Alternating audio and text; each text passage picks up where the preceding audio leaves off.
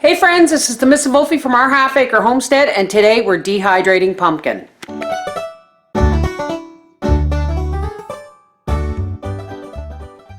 Now first things first, folks, this is not one of my pumpkins that was on display. I actually bought this at the grocery store yesterday because I looked at the pink rind, and I realized that this is probably one of those Libby pumpkins, the pumpkins that Libby's uses for their pie filling, and I was right. Look at that color. Now, people have asked me, I'm going to clean this out while I talk. I bought this also because I want the seeds.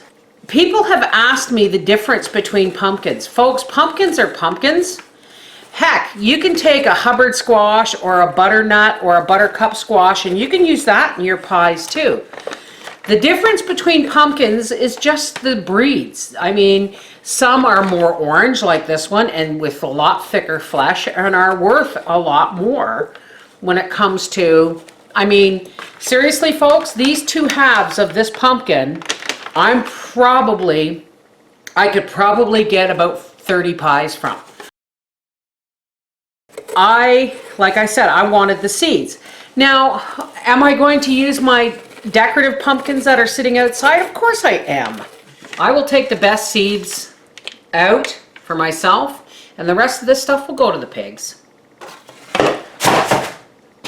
Now here is my cookie sheet, and if I can get this on one-sided, I don't know if I can get the other side. If I can get the other side on this cookie sheet, I will cook both. I bake them this way so that the moisture goes out. Is this going to fit on here? Oh, you know what? It is. I am going to have to get Papa to lift it though. So anyway, these two pumpkin halves are going to go on this cookie sheet and in a 300-degree oven for about an hour to 2 hours, depending, until I can push my thumb into the flesh in it and it gives really easily. Okay, folks, our pumpkin has come out of the oven. One thing I learned about this particular breed of pumpkin is it's still really hot. Lot of water. I forgot to warn you, before you put it in the oven, you should wash the shell. 3, 2, 1.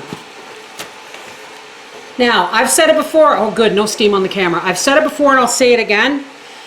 No house should be without a good ice cream scoop. And this is how it goes. Now I'm just putting it in a big stock pot. Why? Because we're going to puree it. So when I have this pumpkin all scooped out, we'll be back. Okay, now this is going to seem odd, but I'm going to add water to the pumpkin. And I made one mistake.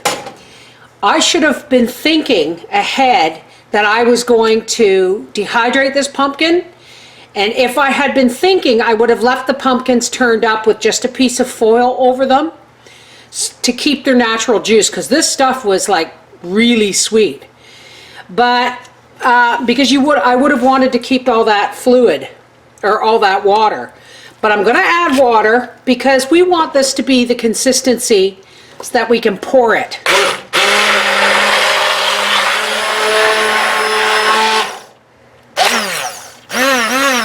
Now that's a much better consistency.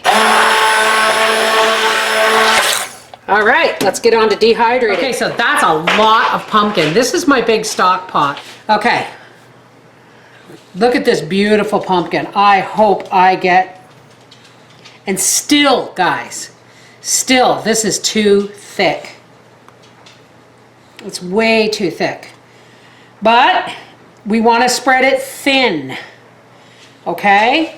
You don't want to have your pumpkin too thick on the tray, because it's going to be a grinding issue. Very thick stuff, man. But look at the color.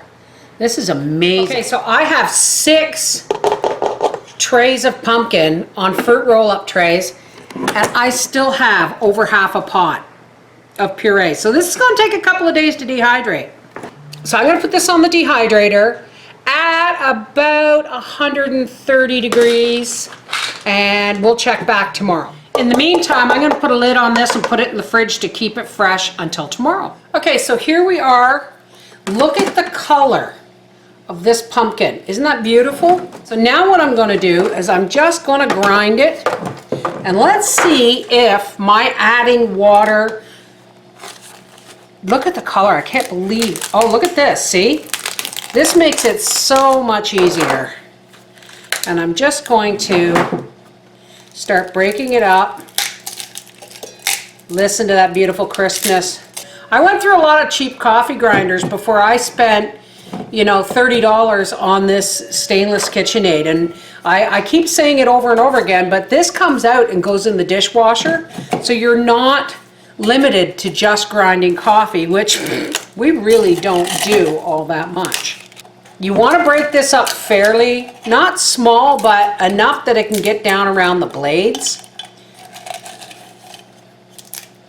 This is beautiful. I hope the seeds that I took will grow, because this is my pumpkin of choice from now on.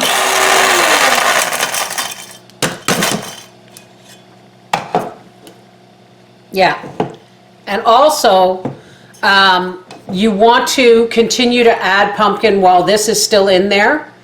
For the simple reason is you need volume to help those blades actually work better.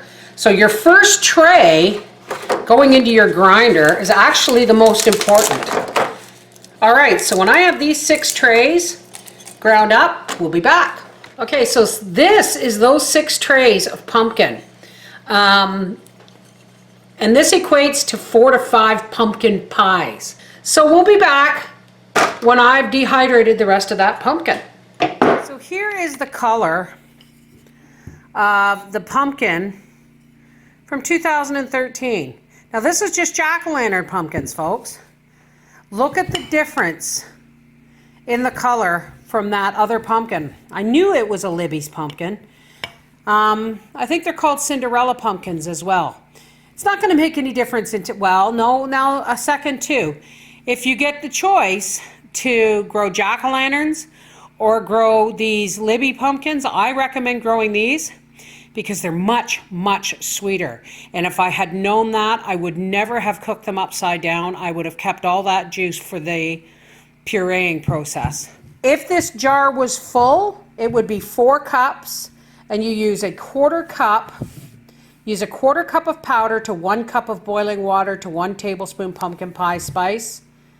And if this jar was full, you would get 16 pies out of that jar. This, we're almost done using this up. Sorry folks, I'm filming this with my phone, but look at the difference in color. This is the Miss Wolfie from our half-acre homestead saying, and that, folks, is how you get 10 pies in a jar. Take care, God bless.